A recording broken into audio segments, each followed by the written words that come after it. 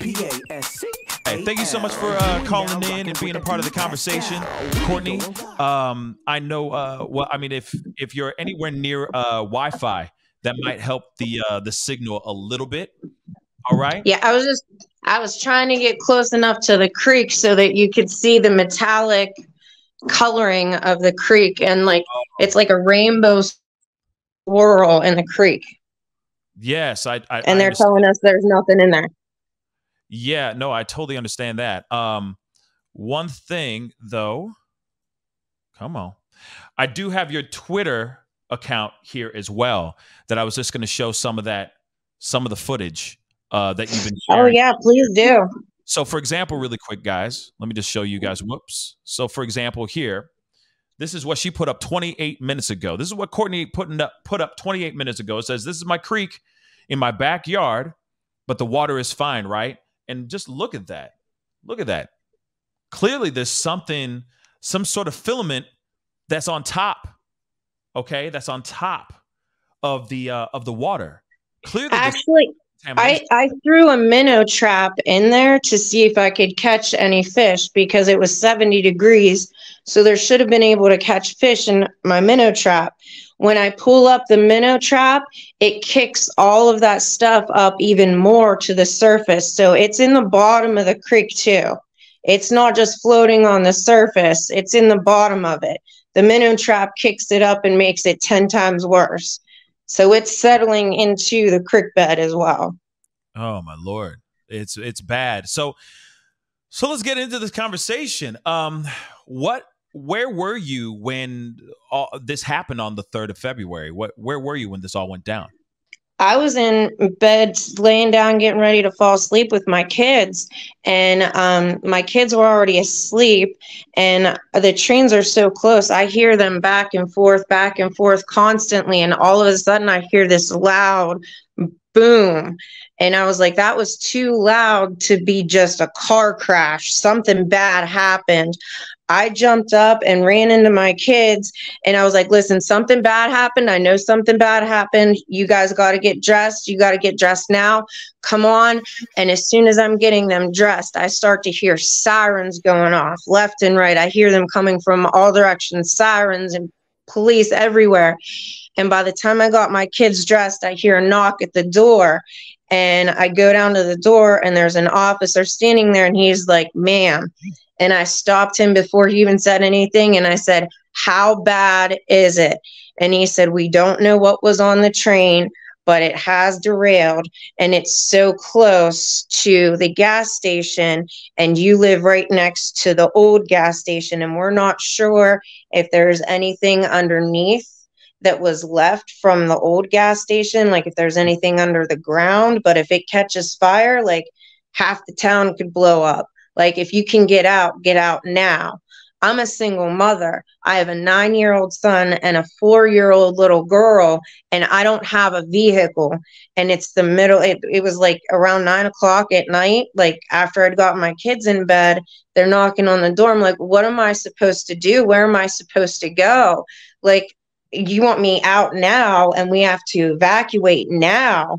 So I had to call a friend and come and get us and take us out of here. And I got my kids out. And then I came back the next day, and the smell inside of my house was 10 times worse than the smell outside. I opened the door, and it hit me in the face. My eyes started burning and watering. My nose started burning. I lost my voice. I couldn't breathe. So I just grabbed my medicine that I needed, and the clothes that I had on me, and a set of clothes for my kids, and left.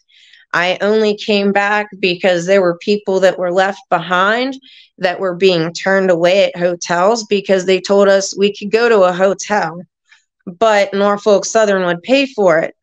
Then people are showing up at hotels, and they're like, "Oh no, they'll reimburse you. They're not going to pay for it. You have to come up with the money up front." And most of us are living paycheck to paycheck and can't afford to stay in a hotel. So we were left to either stay, and if you were in the red zone, you're risking death or cancer, or if you're in the orange zone. Now, this happened 50 yards from my house. And I'm like, what am I supposed to do? And now I'm in a panic. And now every time I hear these trains drive past, it's like giving me PTSD hearing the horns and stuff. And I'm literally like, how could you just leave us like this? It took them over 24 hours to set up shelters for those who couldn't afford hotel rooms. Like, it took them that long to set up shelters for people who couldn't afford a hotel room. That doesn't make any sense, because obviously if this is a serious situation and there's hotels, they said, get out if you can. Get out if you can. If you can, instead of, hey, get out, and we are going to give you salvation. We're going to set something up for you so that you don't have to spend a dime, or that you don't have to, you don't have to spend your hard-earned money, which is ridiculous. There's the other thing too, the talk of bottled water and all that. Yeah. What's going on? If you can't pay for it, then you're SOL. Literally, that's what I said at the town meeting. They're like, well, they said, we tested the city water, which I have city water, and they said that city water is fine. They said, when we tested the 5 main wells that are the rest of the residents in East Palestine, unless you have a private well, those ones you have to get tested on your own, but those wells are okay too. And then they're like, well, if all of this water is okay, then why is there this metallic stuff still floating in my creek in the backyard? And they have these white barriers up in that's where they burned all the stuff, in the trench. The trench was my creek in my backyard.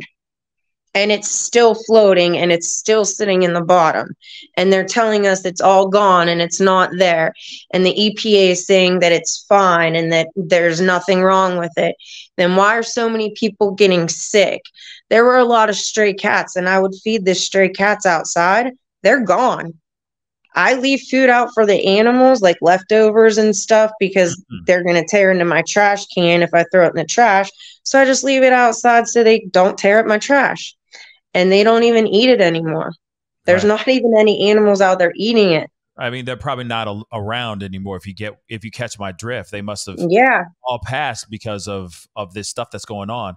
I mean, even so, or they fled, right? Or they ran, like any other person should be doing. According to NPR, it says people, there's certain chemicals that were part of this derailment.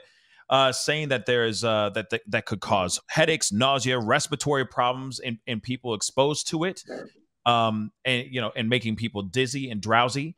That's just on just some of the chemicals that were carried on this thing. Now, I got to ask you, on this train. So I got to ask you. I mean, you said that you walked out and it was almost like getting hit by a wall of whatever in the air. Have you been feeling or experiencing any symptoms or any problems within this contamination?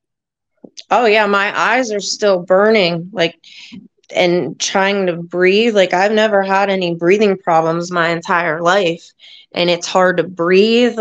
And I can't imagine the people that haven't been able to leave this entire, what are we at now, 13 days that it's been going on. These people that haven't been able to leave at all. I have been here for 24 hours because I left immediately. I came back one other time to get stuff and get out. And I came back this time for the meeting because I wanted to make noise. I want the people who can't get out, who can't get to the water, who can't afford the bottled water, who have to drink this water, because what are they supposed to do? You can only go so long without water, and they can't afford it. So why is nobody paying for the water?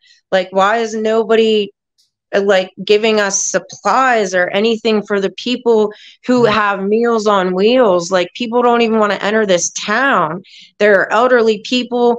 A lot of us walk to and from work because we live so close to town, so we don't really need vehicles. But now they're telling us to evacuate, and we're like, well, how are we supposed to evacuate, and how far away are we supposed to go? It's a mile radius, and it's just so much misinformation. And what I want to know is why it's a law that if you are carrying hazardous materials, that you have to have a list of every chemical, every hazardous chemical on that train has to be listed. It has to be listed. So why is it taking them at days and days and days and days and days later, finding more and more chemicals? Because at first it was just the one chemical that they found. And then later on it was 2. And by the time we went to the meeting, there are 6 different chemicals listed that they found. But they were supposed to know all of that when that train derailed. That was supposed to be Norfolk Southern's responsibility to know exactly what was on that train. And they're trying to tell us that they didn't know. And now all of a sudden, well, there was this one, now there's this one, and this one might smell like this, and this one might smell like that. And a poor little boy said, he asked a question at the town meeting, and he said, why can't I go outside and play because of all the bad smells in the air, and I can't play in the creek anymore either. I can't go outside and play. And they said, well, you know, it's kind of like when you peel an orange and like that citrus stuff like floats up in the air. He's like, once it settles down, he's like, it's okay. It'll be okay.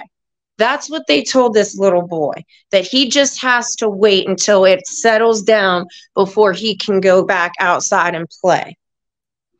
Yeah, and this is just disturbing. It's absolutely disturbing because he shouldn't be there even thinking about wanting to play outside right now. He should be somewhere far away where it's clean air, clean water, and all that. And this is just, to me, mind-blowing that something like this is still going on, and you are still there, correct? I mean, you're home right now, right? Wow. I came back to make noise. I came back to make noise. Okay. I was able to get out, but there are people who are here who can't get out.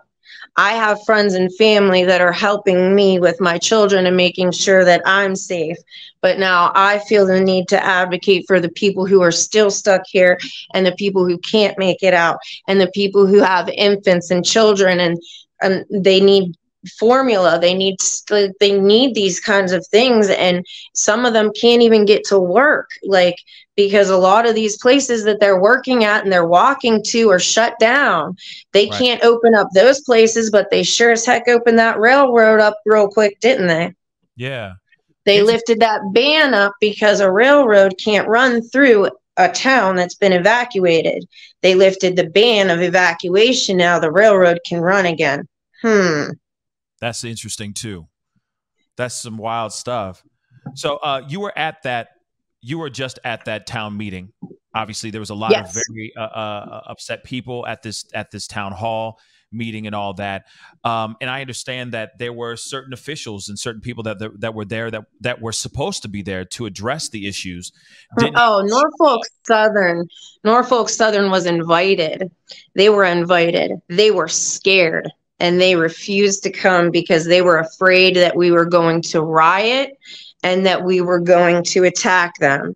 So they refused to show up. That's just ridiculous.